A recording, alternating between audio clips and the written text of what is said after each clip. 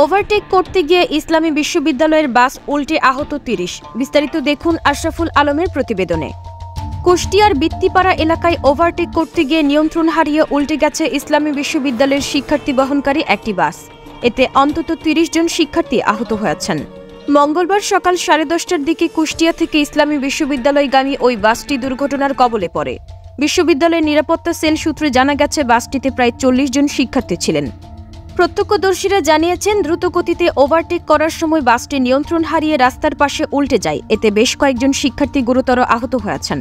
আহতদের মধ্যে কয়েকজনকে কুষ্টিয়া সদর হাসপাতালে এবং বাকিদের ইসলামী বিশ্ববিদ্যালয়ের মেডিকেল সেন্টারে চিকিৎসা দেওয়া হচ্ছে।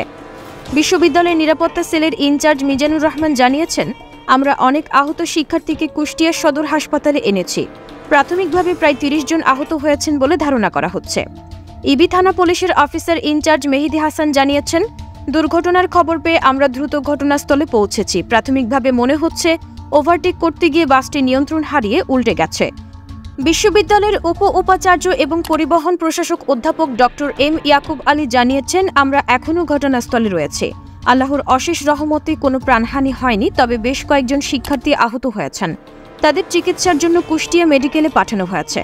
কেউ গুরুতর আহত কিনা তা নিশ্চিত হতে আমরা মেডিকেলে যাচ্ছি। নতুন কোনো তথ্য পেলে দ্রুত জানাবো।